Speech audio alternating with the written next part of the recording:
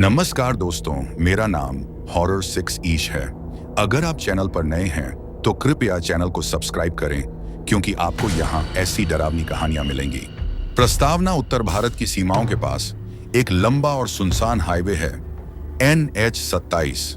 ये रास्ता पहाड़ी इलाकों, घने जंगलों और वीरान घाटियों से होकर गुजरता है। ट्रक ड्राइवरों के बीच इस हाईवे को लेकर एक डरावनी मान्यता है। रात के 2 बजे के बाद ट्रक नंबर 786 को कभी पास मत करना।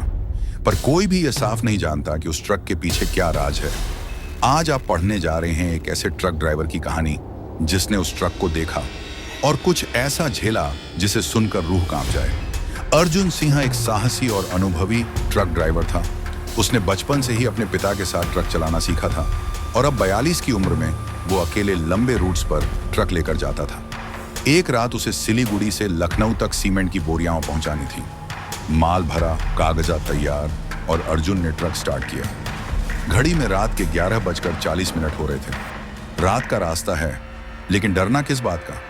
अर्जुन ने सिगरेट सुलगाई और ट्रक को हाईवे पर दौड़ाया।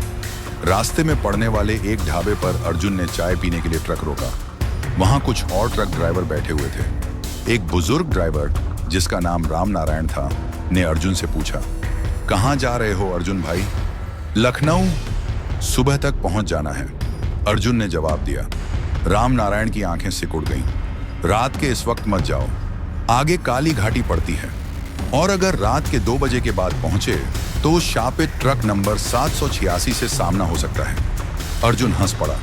अरे बाबा, मैं भूत प्रेत में यकीन नहीं करता। ट्रक चलाना है, डरना नहीं, राम नारायण ने धीरे से कहा। फिर याद रखना, अगर कोई औरत ट्रक के बीच में आए तो मत रुकना, और अगर पीछे से ट्रक 786 आए तो आगे मत निकलना। बस जो भी हो, पीछे मुड़कर मत देखना। अर्जुन ने मजाक में कहा, ठीक है बाबा, 786। जैसे रामायण में सीता ने लक्ष्मण रेखा लांघी थी, वैसे ही मैं भी ये सीमा पार करूंगा, कहकर अर्जुन हंसते हुए ट्रक में बैठा और रवाना हो गया। 1:55 ट्रक अब काली घाटी के भीतर घुस चुका था। चारों ओर घना अंधेरा था। जंगल दोनों तरफ खामोश खड़ा था। सड़क पर न एक गाड़ी, न कोई आवाज। अर्जुन ने रेडियो चालू किया, लेकिन उसमें भी सिर्फ शोर और खड़खड़ाहट थी।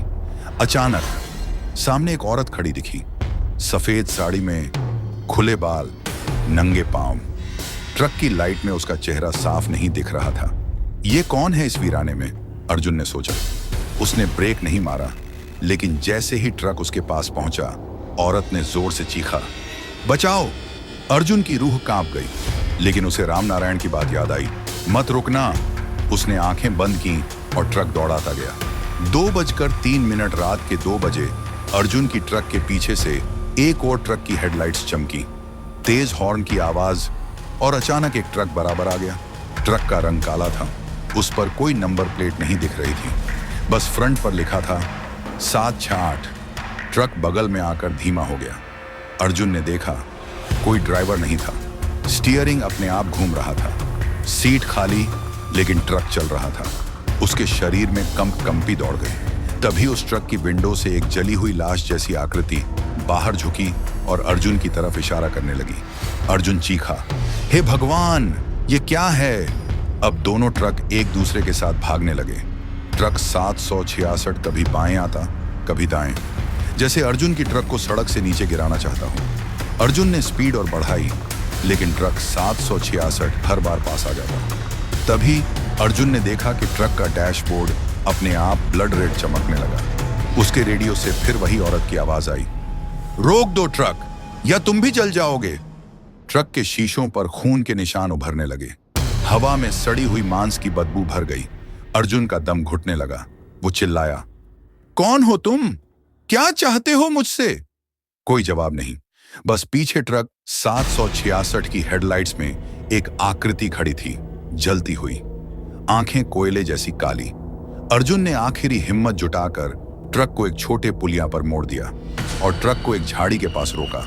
वो ट्रक से उतरा, भागता हुआ पीछे मुड़ा, लेकिन वहां कोई नहीं था, ना ट्रक नंबर 766, ना कोई और। तभी एक बूढ़ा आदमी वहां आया, सफेद धोती और टोपी में। उसने अर्जुन से कहा, तू बच गया, लेकिन सब नहीं बचते। अर्जुन ने कांपते हुए पूछा।